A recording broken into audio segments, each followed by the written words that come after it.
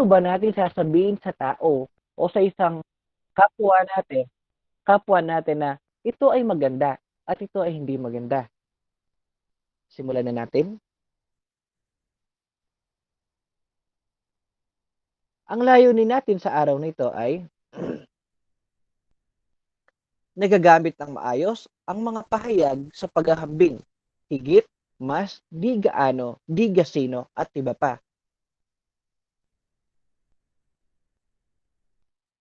Pero bago natin talakayin ang ating paksa sa araw na ito, tukuyin muna ang mga larawang ito. Ano nga ba ang kahulugan ng larawang ito?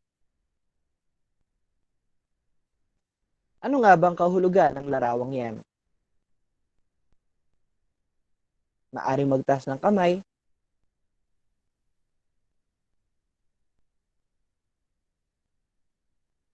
Ano nga bang kahulugan yan? Ito ay karaniwang nakikita kay sa Channel 2, kay Gasabel Gas.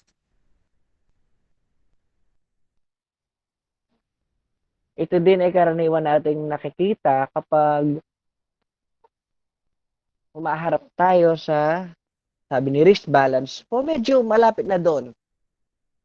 Malapit na sa balance. Mas malalim na pagpapahayag. Nagsisimula ito sa letter P. At ito ay mayroong 4 na pantig o 4 na syllables. Nagsisimula sa letter P.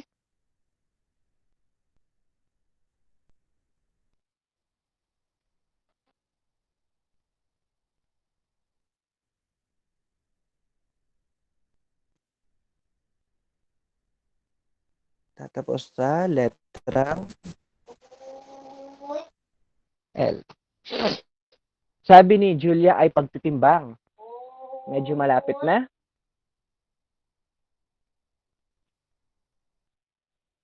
Ito ay nagsisimula sa letrang P at nagtatapos naman sa letrang L. Ito ay mayroong 4 na pantig.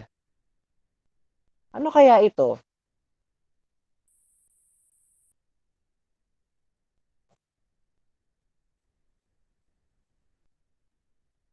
Wala na? Wala nang gusto sumagot?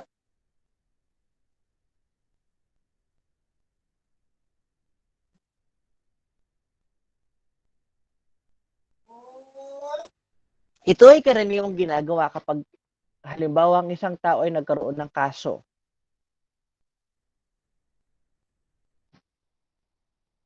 Tinalakay natin ito. Natalakay na natin ito. Wala? Okay, tama si Julia. Ito ay pumapasok sa paghahatol. Na kung saan ang tao, 'di ba, minsan kayo ba ay nakapaghatol na ng isang tao? Hindi naman pag sinabi nating hatol, yung hatol talaga na makukulong. Minsan nakakapag-judge tayo ng tao na kung saan hindi pa natin sila lubos na nakikilala, pero sila ay nahatulan na natin. Ay, masama yung batang yan. Ay, pangit yan. Sino nakaranas ng gano'n? Yung nakita pa lang yung first impression mo, ay, masungit yung teacher na yan. Yung tipong gano'n, yung meron ka na agad impression kung paano mo siya nakilala based on the physical appearance. Tawag doon paghahatol. Mamaya may kaugnayan ito para lubos nating makita ang ating talakayan. Ikalawang larawan. Ano kaya yan?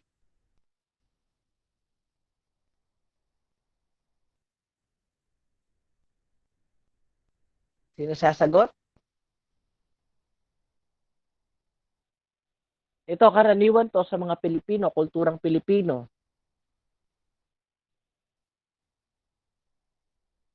Nagsisimula ito sa letrang P.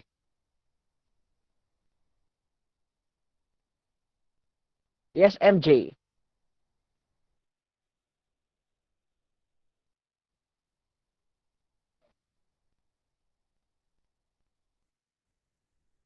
Sige, MJ, sagot.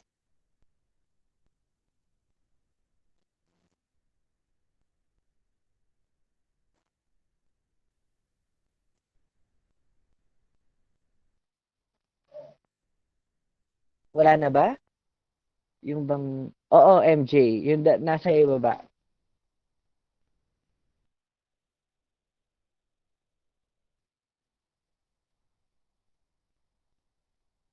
Actually, Jairus, Antonio.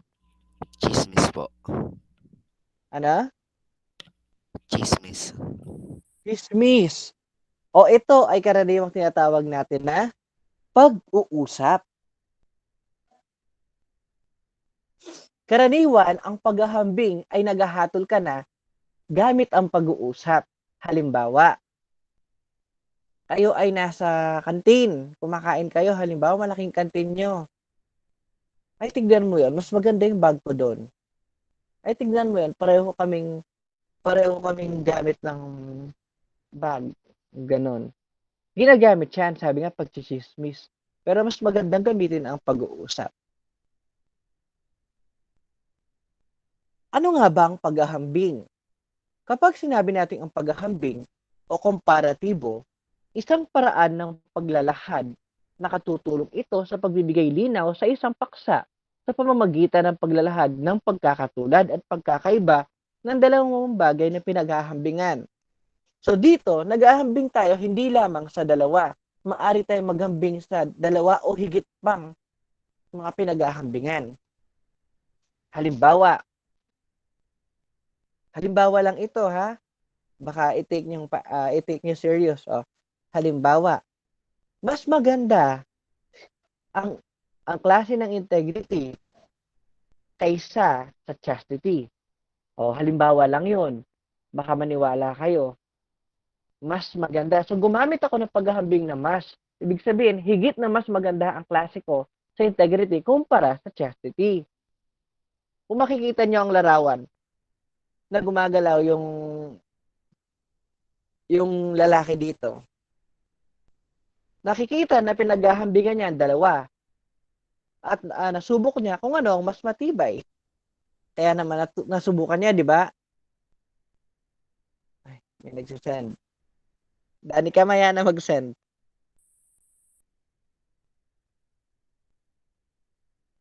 Pasok tayo sa paghahambing. Kanina po yun. Ang paghahambing, ito ay nahati sa dalawa. Ito ay magkatulad at di magkatulad. Sa tingin ko, ito ay natalakay niyo na nung kayo ay nasa elementarya pa, tama? Natalakay niyo na ba ito sa elementarya? Opo. Okay. Ang magkatulad at di magkatulad.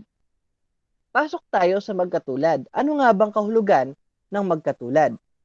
Sabi dito, ito ay naghahambing ng dalawang bagay na may parehong timbang o kalidad. Ginagamit ito ng mga salitang pareho, tulad, gaya ng, kamukha ng, kapareho, at iba pa. So dito, kapag sinabi natin magkatulad, anong ibig sabihin ng magkatulad? Walang lumalamang o walang nakakaangat o nakakababa sa pinagtutularang tao. Halimbawa, magkapareho ang damit na binili ni na Ana at Lina. So anong ginamit na magkatulad na salita doon? Maaari bang pakisagot?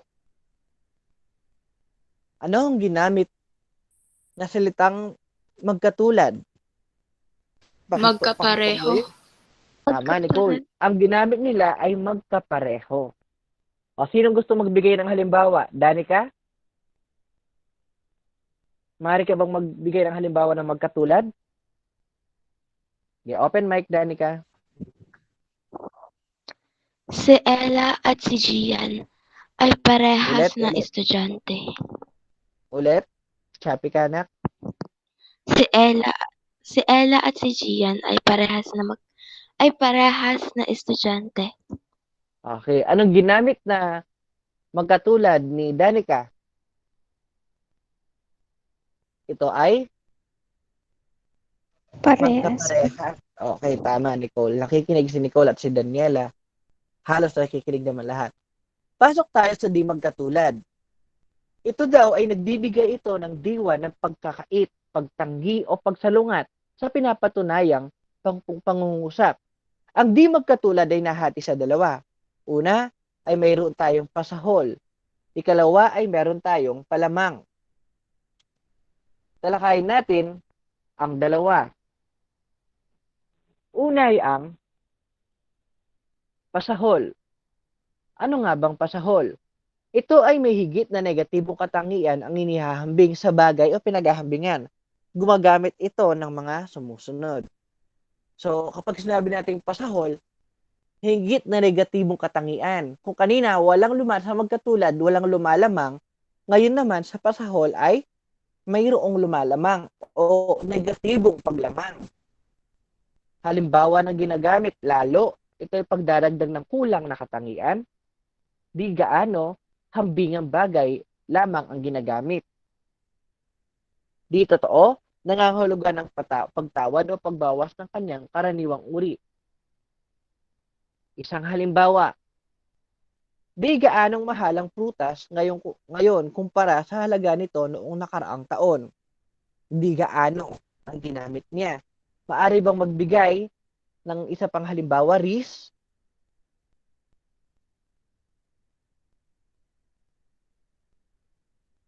Maari ka bang magbigay ng halimbawa, Riz?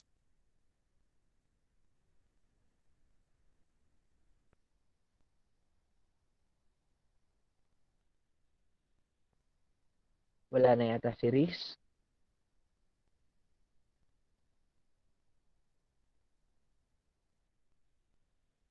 Sean?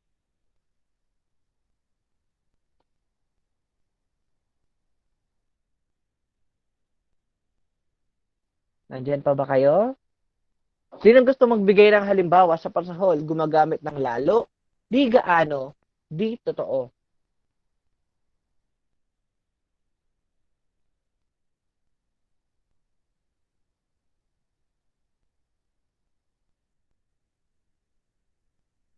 Nawawala ang mga estudyante ko, hindi nagsasalita.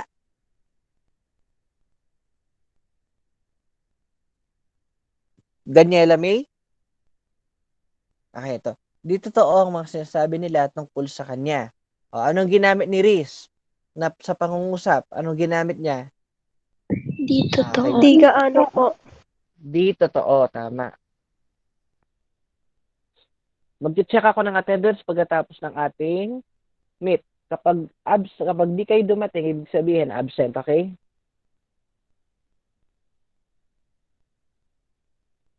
Ikalawang paghahambingan ay ang palamang.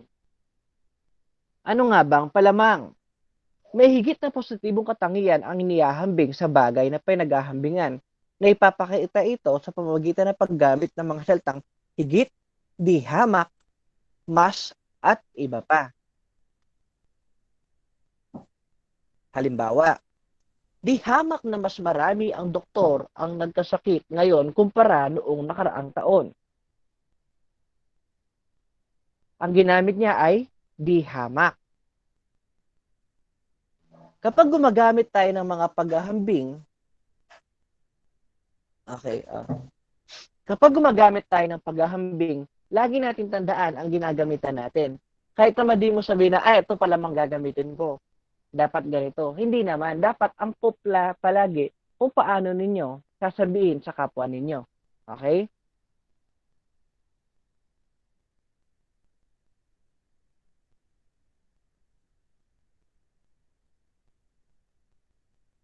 Para sa ating subukin. Okay, sino ang gusto magbasa at sumagot? Raise your hand.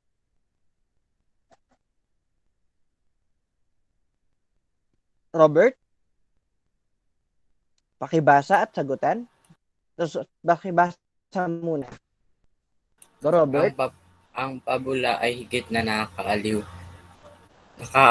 basahin kaysa sa alamat. Anong ginamit anong ginamit dito ng paghahambing? Magkatulad ba o di magkatulad? Di magkatulad po, sir. Di magkatulad. Anong salitang ginamit? Sa pangungusap. Kaysa po.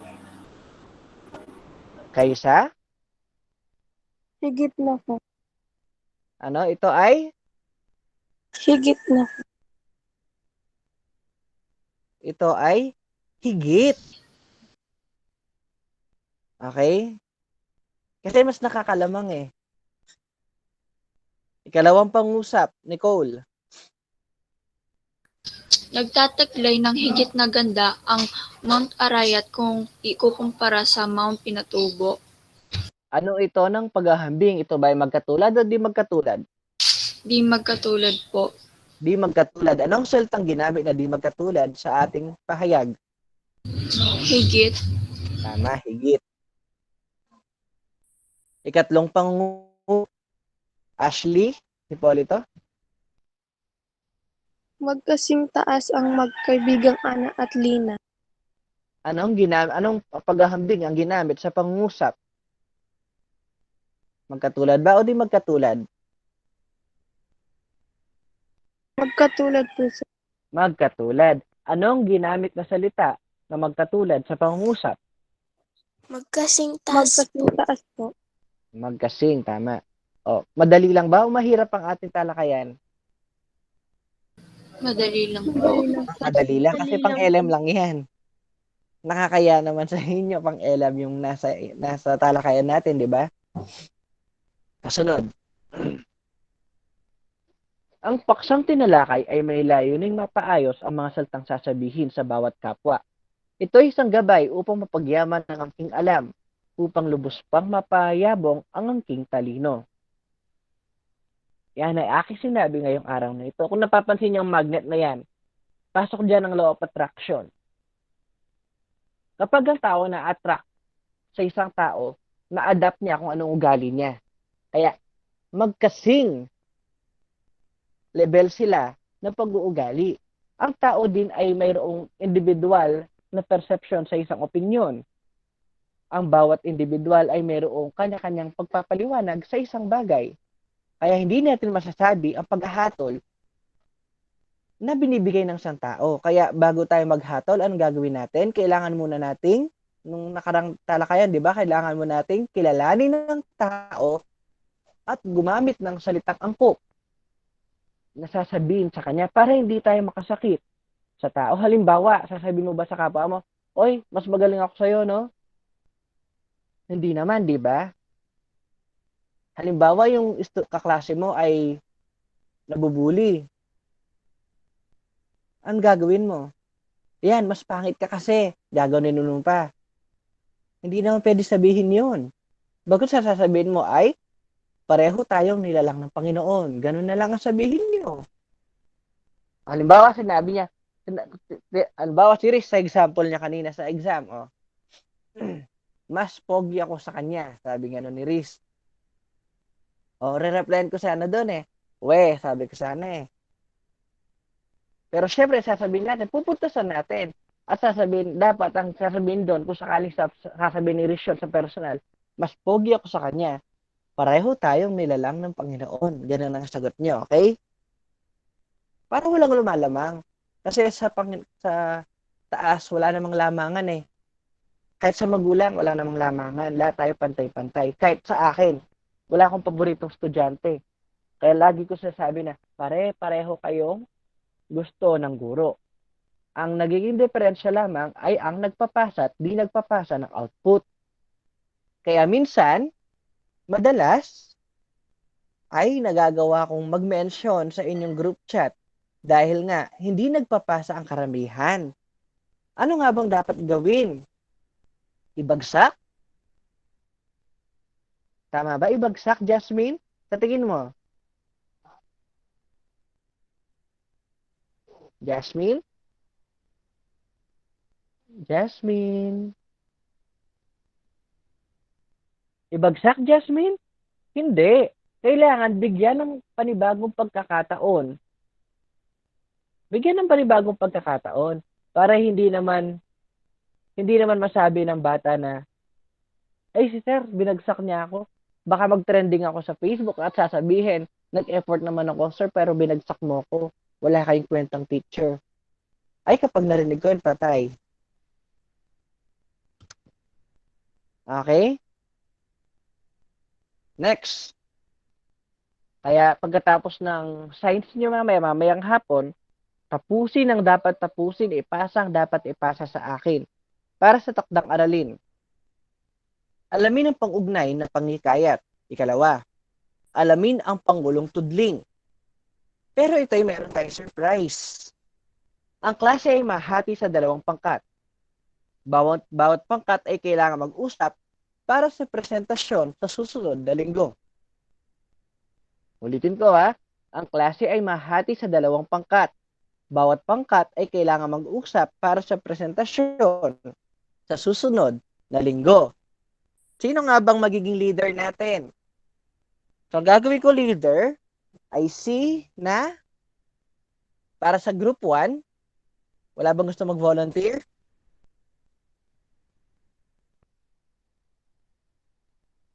Wala bang gusto mag-volunteer sa inyo? Sinong gusto maging leader?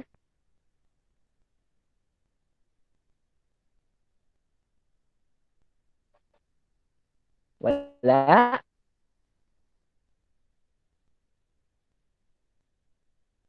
Wala bang gusto?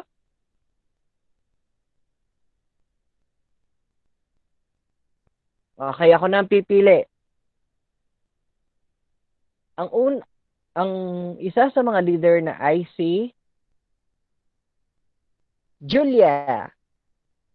Mag-say hi ka sa ating chat, Julia. Julia? Natakot yata si Julia Bagasbas. Hi po. O yan, ang unang leader natin. Ating ikalawang leader ay si Riz. Riz?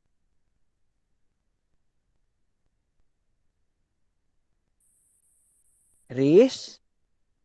Riz.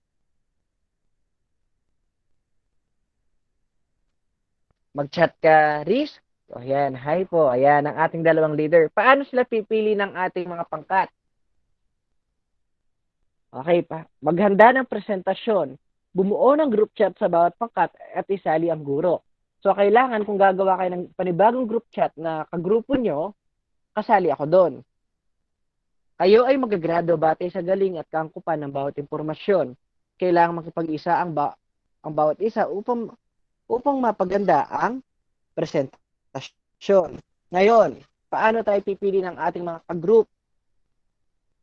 Julia and Riz, sa tingin nyo, paano niyo gustong pumili? Ngayon na ba?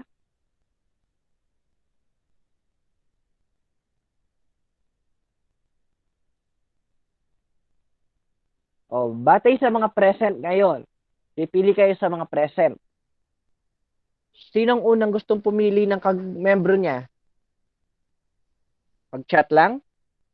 Sinong gustong unang pumili ng kamiyembro?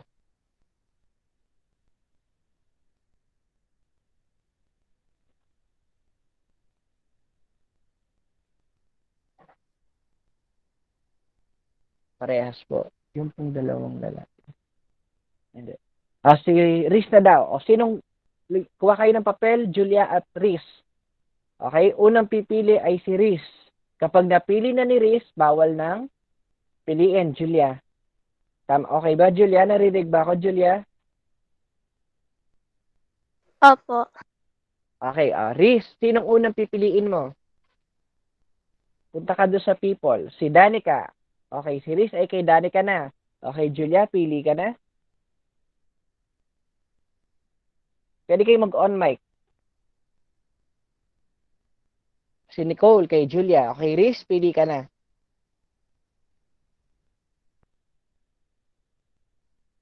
Chrissy. Okay, next, Julia.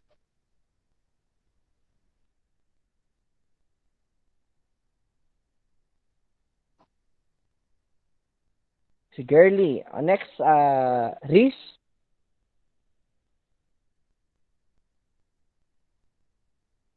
Waki. Next, Julia. Si Robert. Next, Riz.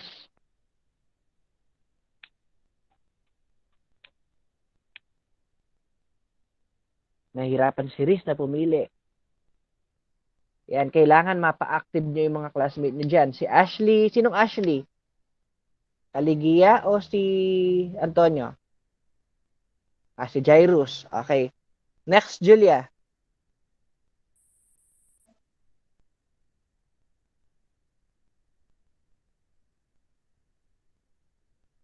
Ashley po, girl. Okay, next.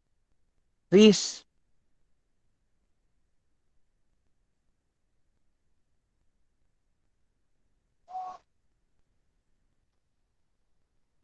MJ. Next, Julia. Kaisha, Bagasbas. Okay, next, Reese. Meron pa ba?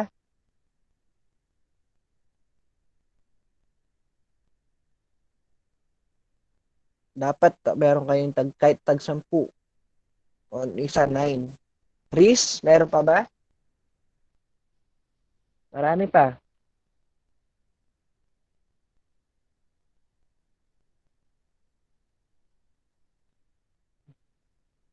Nahirapang mamili si Reese.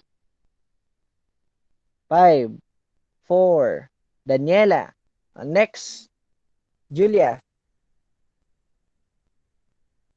Erica. Next, Reese.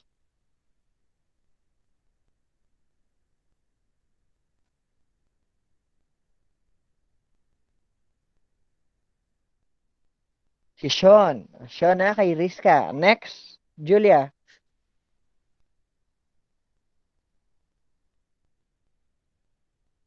Jan Roy. Next, Reese.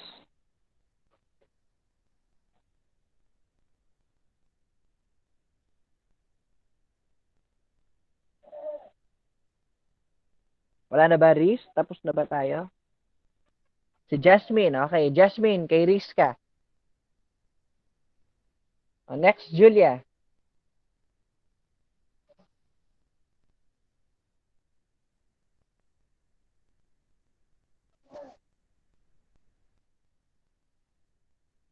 Si Julia.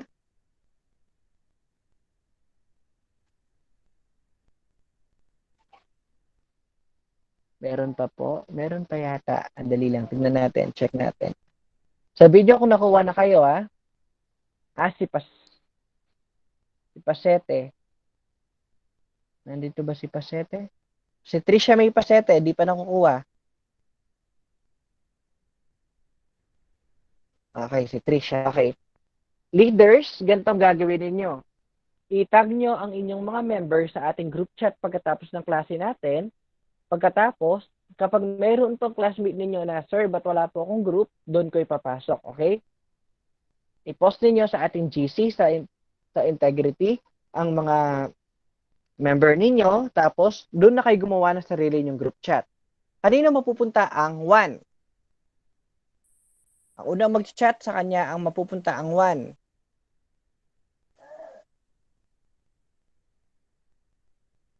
Julia. Okay. Reese, bali mapupunta sa inyo ang alamin ang Pangulong Tudling. Samantalang kina Julia naman, alamin ang pang-ugnay na panghihikayat. Ang gagawin nyo lang naman ay assign nyo ang mga classmate ninyo. Halimbawa, classmate, maghanap kayo ng mga ganito, tapos send nyo sa group chat. Tapos, mag-assign kayo kung sinong gumawa ng PowerPoint. I-PowerPoint nyo, then next week, magpe-present ang dalawang pangkat. Kayo naman ang mag-share screen. Ako ay makikinig. Handa na po ba? At mag-ready na rin kayo kung sino magsasalita nyo. Ang puntos na ito ay magkakahalaga ng 100 puntos.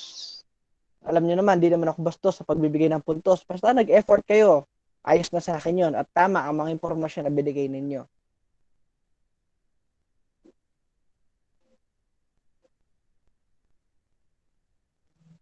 Isang hakbang lamang ito upang makamit ang inyong pinapangarap dahil mas marami pang pagsubok ang darating. Kung nakikita nyo sa salamin, ang pinaghahambingan ninyo sa kapwa nyo tao ay pinaghahambingan nyo rin sa sarili nyo. Maaring dumaan tayo sa insecurities, pero pagsubok lamang ito para malalo nating mapaayos ang ating sarili. Yan lamang para sa araw na ito. Maraming salamat sa pakikinig. Okay, bago po tayo umalis, dahil lang, wag mo nang mag-leave sa GC.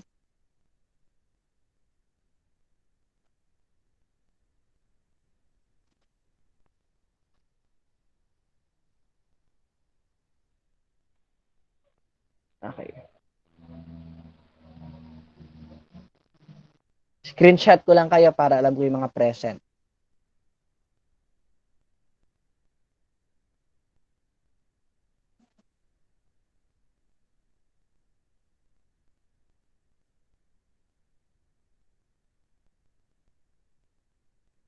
Okay, may katanungan ba sa araw na ito? Kung may katanungan, sige, magtanong na. Wala po, wala po. Wala bang katanungan? Wala na po, sir. Okay. Wala na Okay, po.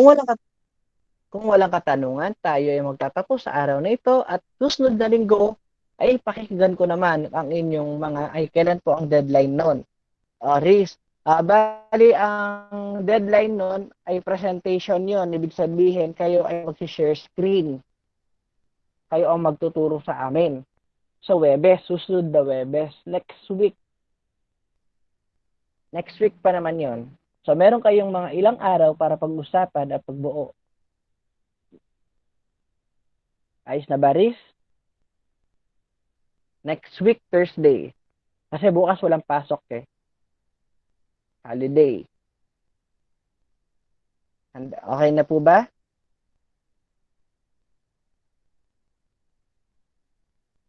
Opo.